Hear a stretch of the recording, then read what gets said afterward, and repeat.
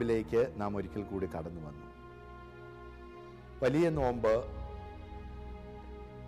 പെസഹ രഹസ്യങ്ങളുടെ ധ്യാനമാണ്. Paschal mystery. Eesho കടന്നു പോയ കുഞ്ഞാടിൻ്റെ രക്തം എവിടെയെല്ലാം ഉണ്ടോ അവിടെയുള്ളവരെല്ലാം, ആ ഭവനവും അതിലുള്ളവരും സംരക്ഷിക്കപ്പെടും. ആ കടന്നുപോയ കുഞ്ഞാട് പെസഹ കുഞ്ഞാട്. ആ കുഞ്ഞാടിൻ്റെ ജീവിതം ഒരു രഹസ്യം, ഒരു മിസ്റ്ററി, നമുക്ക് ചിന്തിച്ചാൽ മനസ്സിലാകാൻ സാധിക്കാത്തത്, എന്നാൽ നമുക്ക് കൃത്യതയോടുകൂടി ദൈവം വെളിപ്പെടുത്തി തരുന്നത്. അതുകൊണ്ട് മിശിഹ സംഭവത്തെ ഏറെ പ്രത്യേകിച്ച് ഈ നോമ്പുകാലത്ത് നാം അനുസ്മരിക്കുന്ന അവിടുത്തെ പീഡാസഹനവും കുരിശുമരണവും ഉദ്ധാനവും പെസഹ രഹസ്യം, പാസ്കൽ മിസ്റ്ററി എന്നാണ് നാം വിളിക്കുക.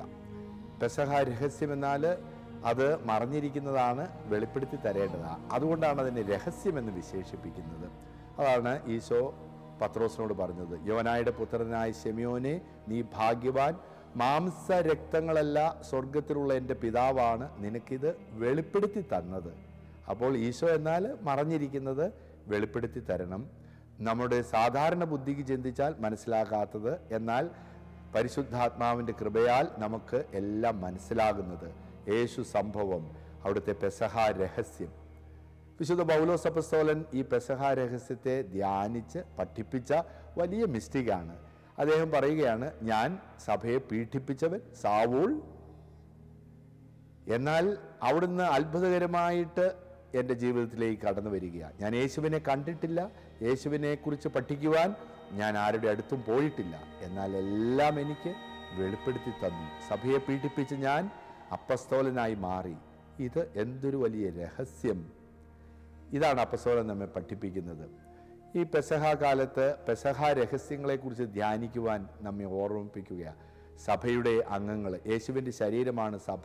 സഭയിലെ അംഗങ്ങൾ എന്ന നിലയിൽ യേശുവിൻ്റെ പെസഹ രഹസ്യത്തെ ധ്യാനിക്കുന്നവർക്കാണ് അനുദിന ജീവിതത്തിലെ സംഭവങ്ങളുടെ ആഴങ്ങൾ ആത്മാവിൻ്റെ കൃപയാൽ വെളിപ്പെടുത്തി കിട്ടുക, നമുക്ക് മനസ്സിലാകുക.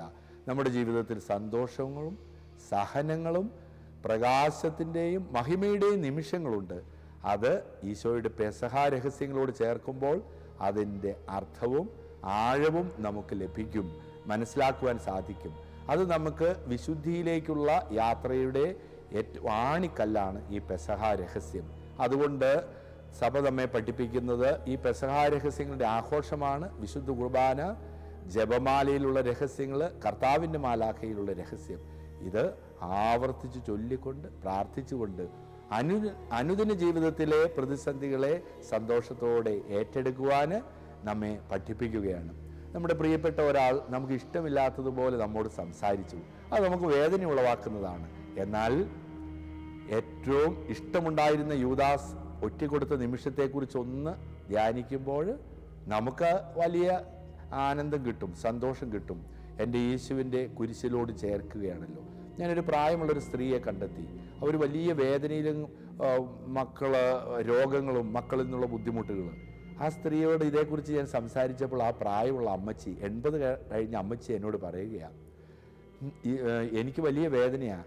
കണ്ണുനീരൊപ്പിക്കൊണ്ട് എന്നോട് പറയുക, നമ്മുടെ കർത്താവ് കുരിശിൽ അനുഭവിച്ച പീഡകളോട് തുലനം ചെയ്യുമ്പോൾ ഇതൊക്കെ എത്രയോ നിസ്സാരമായ വേദനയാണ് ഇല്ലേ പിതാവേ? ഇതാണ് യേശുവിൻ്റെ പെസഹ രഹസ്യത്തോട് ചേരുമ്പോൾ അനുഭവിച്ച കഷ്ടപ്പാടുകൾ സന്തോഷത്തോടെ സ്വീകരിച്ച നല്ലൊരു വിശ്വാസിനി. അത്തരം ജീവിതം നയിക്കുവാൻ, പെസഹ രഹസ്യങ്ങളെ ധ്യാനിക്കുവാൻ ഈ നോമ്പുകാലം നമ്മെ ക്ഷണിക്കുകയാണ്. നമുക്കതിന് സാധിക്കട്ടെ. കർത്താവ് നമുക്ക് നമ്മുടെ ജീവിതം വെളിപ്പെടുത്തി തരട്ടെ.